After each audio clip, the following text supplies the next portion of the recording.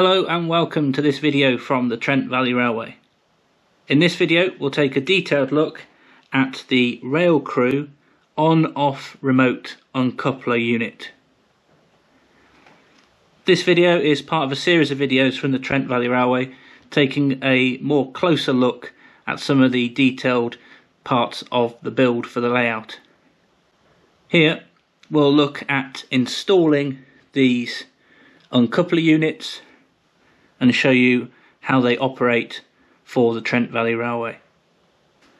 Before I started laying down the track for the scenery section on the layout, I'd already thought about how I wanted to operate the container depot, and I wanted to be able to have the locos uncoupled from the container rakes, whilst then another loco came off the shunt neck siding to then be able to take the container train back out of the depot. The reason for this is I'm constrained with obviously the length of the layout in the garage, and so I've searched the internet and I found these Railcrew on-off remote uncoupler units from Rapido trains. These are from Canada, so I had to get these imported as they don't sell these in the UK, and I got a pack of 6 for 3 units at each end of the sidings.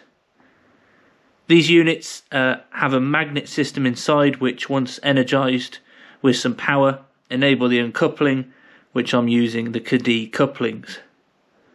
The holes that I've drilled here then allow for the unit to be fitted, wired up, and more on that later on in the video. I have begun testing then the locos and the wagons with the uncoupler units and progressed after successful testing there to glue these in and then fill in the space around them with the cork underlay and the track, ready for eventually ballasting the track over these. I then completed the same process for installing these at the back of the container depot. Here is just a snapshot of the holes that I've drilled, ready for them to be installed. The next part of this look at the Railcrew on-off remote uncoupler is to look at the wiring that I've done. Wiring up these uncoupler units to DCC operation is quite simple once you can work out where the wires go and obviously how these operate from the instructions of the uncoupler units. So there's 3 holes that are left, and those can be then used for DC operation with a toggle switch. But because there's 2 wires coming out of these units and they operate a bit like a Kato N-gauge switch, there is then a adapter in here which I have got from DCC Concepts, and I got a pack of these. There are 3 adapters then to take this from a 2-wire to the 3-wire required on the ESU switch pilot for each accessory decoder, and then I've allocated numbers for each of these accessory decoders to use on the Z21 app to switch these on and off. These are the 3 uncoupler units fitted with the track down at the entrance to the container depot. The same has the other 3 at the back as well. These uncoupler units here are mainly about if I want to shunt some of the container rakes around, I can use like a Class A 08 shunter to do that, and obviously these uncoupler units would allow me to uncouple and decouple the containers.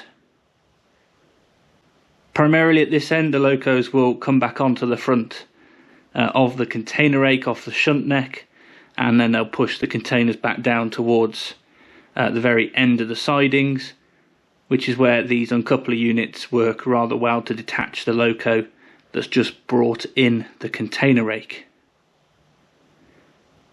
So you may note here I've marked up the location of where I need to align the loco and the wagons with the drain cover, which is blue, so that when I ballast around this, obviously I know then I can uncouple at that location, and I've done the same as well for the other end. So let's have a look now at what this looks like once I've ballasted this, and hopefully see this in operation. Under each of the 3 tracks here, are then the remote uncoupler units. I'll now just give a demonstration of how this operates on the layout.